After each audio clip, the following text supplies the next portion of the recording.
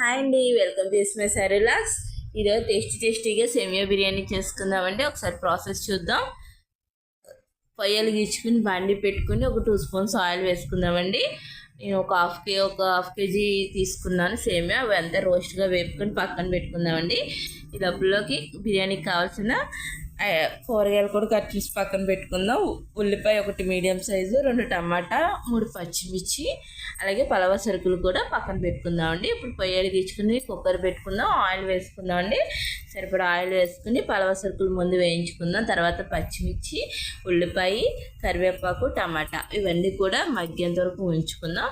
మగ్గిన తర్వాత అల్లం వెల్లుల్లి పేస్ట్ ఒక స్పూన్ తీసుకుందామండి. స్పూన్ తీసుకుని అల్లం వెల్లుల్లి పేస్ట్ పచ్చివాసన పోయిన తర్వాత పసుపు, చిటికెడు కారం తీసుకుందామండి.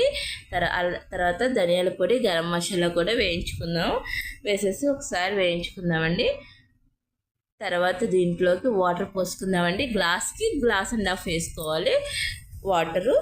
వేసుకున్న తర్వాత సాల్ట్, కొంచెం టేస్టింగ్ సాల్ట్ వేసుకుని వాటర్ బాయిల్ అయ్యేంత వరకు ఉంచుకున్న తర్వాత ఈ వేయించుకున్న సేమియాను కూడా వేసేసుకుందాం. ఇలా పొడిపొడి ఆడేంత వరకు ఉడికిపెట్టుకుంటే టేస్టీ